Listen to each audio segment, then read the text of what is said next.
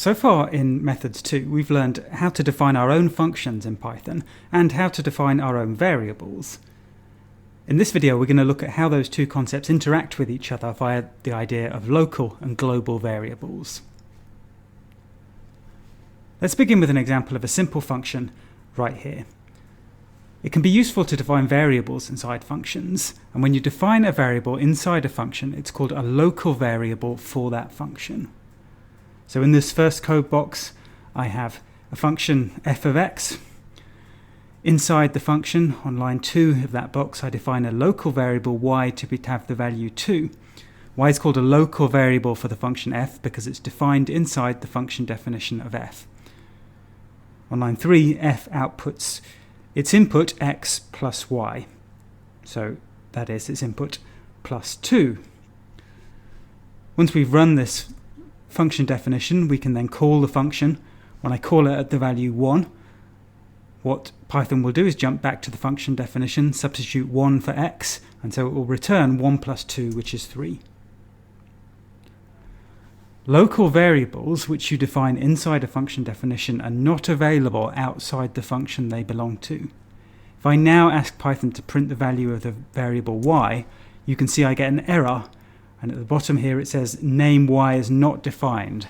That's because outside the definition of the function for which y is a local variable, you cannot access this variable y.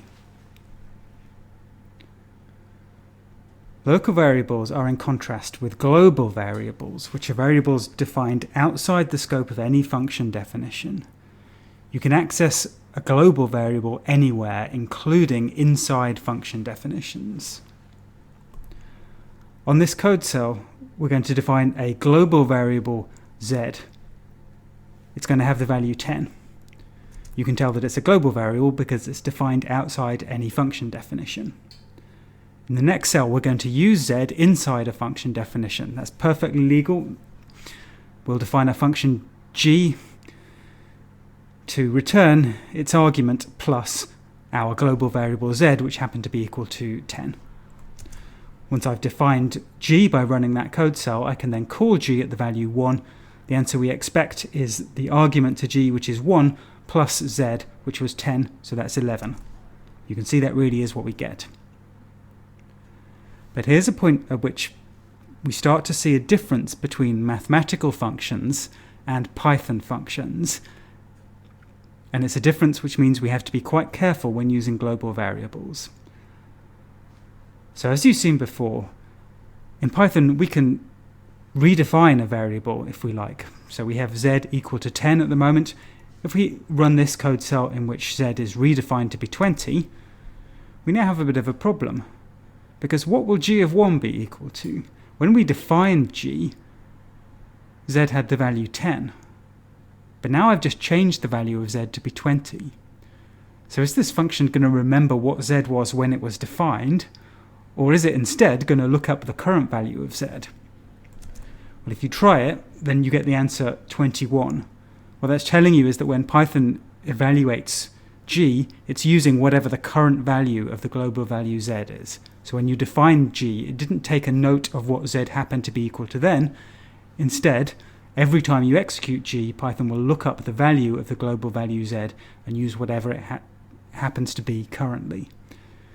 Now, the reason that is so confusing is because we have just called the same function twice with the same input both times, and yet we got a different output.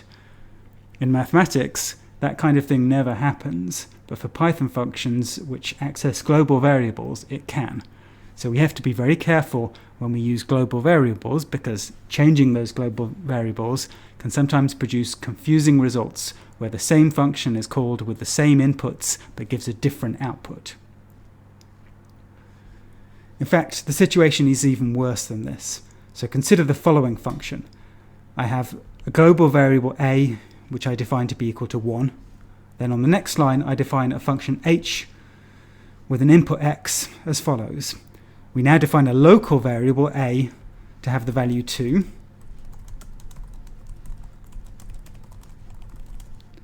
And we return a times x.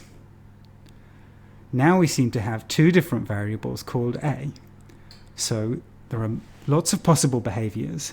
maybe after I run this code cell, A will have the value 2 because the global variable got changed by my definition inside H. Maybe it won't. Maybe that won't change the global value of A. So this becomes very confusing. Let's see what happens when we run this code cell and then ask, first of all, what h of 1 will be. H of 1 is equal to 2. That means that the variable a, which is defined local to the function h, has prevailed when we evaluated h, because the output was the input multiplied by 2, not by 1. If we then ask Python what is now the value of a, you'll see the value of a here is still 1. The reason for that is, as I said before, local variables are not available outside the function which defined them. So a here still refers to the global variable defined to be equal to 1 on line 1 of the code cell which I've just highlighted. So it's perfectly legal to define local variables with the same name as a global variable. They don't overwrite that global variable, they don't change that global variable. However, as you can see, it can be quite confusing when we do this, and the behavior can sometimes be hard to understand. The right solution to this for now is simply to avoid reusing variable names when it can cause confusion. In particular, this code cell is very confusing, so it would be better if we used a different name for the variable a inside that is local to that function h. In fact, it's often a good idea to avoid using global variables because they can produce confusing behavior, as we've seen before.